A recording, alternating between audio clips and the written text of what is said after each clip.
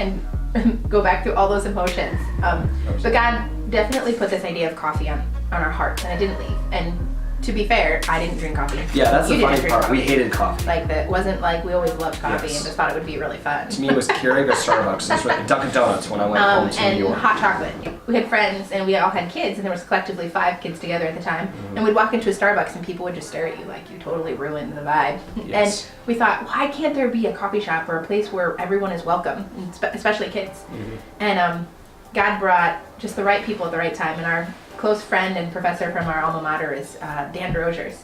And he started to teach us the elements of coffee roasting. We started roasting coffee on our woolly pop and tossing it out into the ice and the snow. Snow to cool it off. Oh yeah. So we met him, and then before we left Pennsylvania, we drove down to a coffee shop in Washington D.C. at Ebenezer's, and because they were doing something similar, and in a table talking about where we were thinking about this coffee shop deal, we literally just got back from visiting Hilliard. Yeah. We drove out to Ohio to meet with Ohio Ministry Network, which is the network that we're connected with our denomination, the Assemblies of God.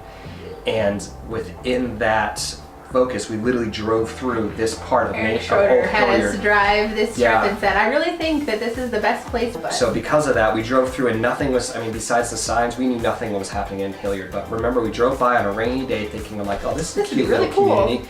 But we never thought this was possible. So when we're sitting in Washington, D.C., and the lady there, her name is Heather, it was like, where do you think this is going to be? We're like, we're not sure. We're maybe Columbus, but we're not entirely sure yet. She's like, oh, what part of Columbus? And we're like, well, in this place at Hilliard, maybe. She's like, oh, I lived there for 4 years. I worked at the Starbucks in Bethel Road. And we're just sitting there going like, what? And she's like, yes, that'd be a great city for it. And she ended up actually getting you the job that you had with Starbucks that got us here. Yep. Which is, again, just God strategically, again and again, confirmed his plan for us and provided. But it didn't happen the way we wanted it to, or as fast as we wanted it to. Yeah, we had to move in with my parents, which I'm super thankful for. I'm thankful for my in-laws. Love them. We couldn't do this without them, but when you're married and have 2 kids and then surprise find out you're pregnant with your 3rd, living with your parents isn't exactly ideal, but it was great. So in the time that we were staying with her, with my in-laws, I would drive down to Hilliard because I got a job at the YMCA here. And I worked with them. Malik Moore was the director overseeing at the Hilliard YMCA at the time. And him and I would talk. I talked to a lot of people down here. So I would drive down here for like 6 months. It took about a 2.5 hour trip or so. But that time that I spent down here, I was able to see the area, really test what we felt. Went to the city, met a lot of coffee shop owners, went to a lot of coffee shops. And had my first pour over at a coffee shop at Stops in Grandview, and thought, what is this? And drinking a cup of black coffee at Stops was mind-blowing, and the guy who taught me how to make the pour over, his willingness to bring me into his culture, into his craft, and I was just like blown away. I'm like, the coffee culture is so open. I'm like, this idea works great. And that's where the basis of our logo is the pour over, because it meant so much to me, because within that time, him and I were able to make a relationship, and it only took about 2.5 minutes to do.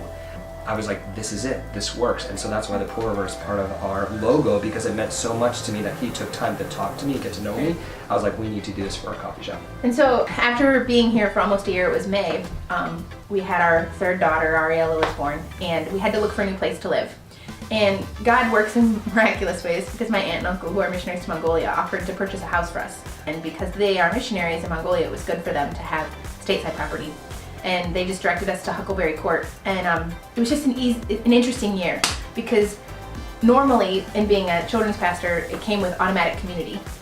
But we had to build community from the ground up here. And it was an incredibly unique experience. We learned so much from that. We got connected at the YMCA. Nate met a lot of relationships there, and Shane Hart with Capital City Church was super instrumental in supporting this crazy idea, because not a lot of people were, because it was different, and then it was a whole lot of word vomit. It looks more sensible now that's up and running, but it didn't seem that way then. But we were just trying to be faithful with what God put in front of us. And so it was October of 2016, and 14, yes, I don't have the right year. But it was 2014, we just moved into our new house, and I was subbing for a day to try to help make some extra income.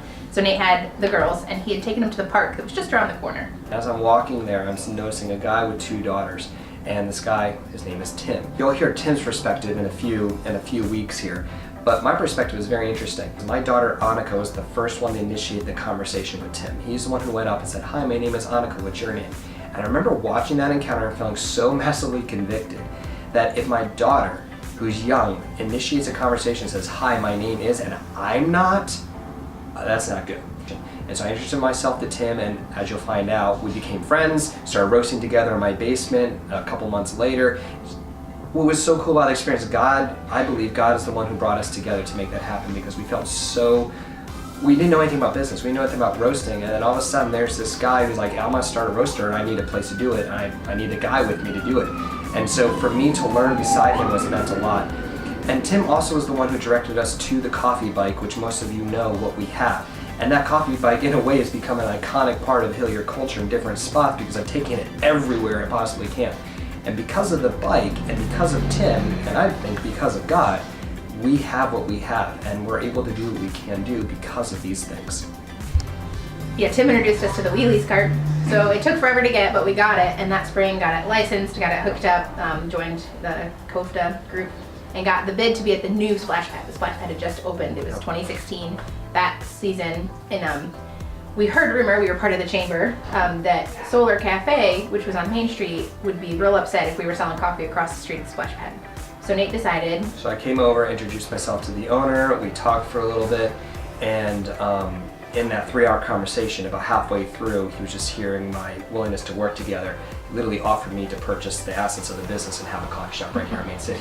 Now, you gotta remember, we still have no money, and we were 7.5 months pregnant with our 4th daughter. Right. And this is where Jeff and Jen Heimberger, whose videos you're gonna find out in the next couple of weeks as well, where they come into the process to make this place possible.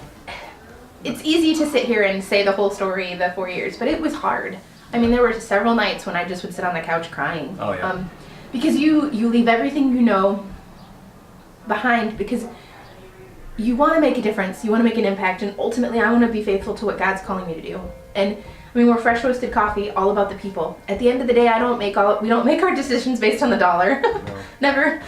We do it because we want to make a difference. We just want to get to know people, and even if you choose not to believe the same way we believe, we're going to pray for you, and we hope that you share our beliefs. That's our, prayer, but it doesn't change what we think about you or how we view you. We just want to make a difference and be faithful. And Coffee Connection has always been that way. How can we create that community atmosphere where people can come, feel loved, feel valued, feel like they can make a difference, help businesses get launched off the ground, because it's new, it's scary, we've been there, we know that we're still in it, we know what it's like. But how do we create that atmosphere where it's like we're part of a community, we're doing this together? And it's hard, it's not easy, especially when you're owners and you're paying everybody else and you barely pay yourselves. It's a hard life. It's not easy, because you're making a lot of decisions to do things.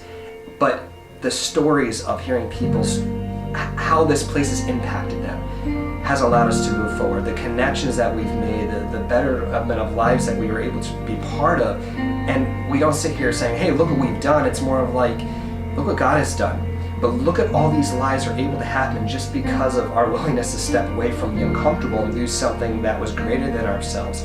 And so this is where we're going to take a back seat, and we're not going to say any more about this story. For the next couple of months, we're going to release videos on a weekly basis to share to you these people's lives. Now, this is just a handful of people that have lives that have been impacted by this business, by this ministry.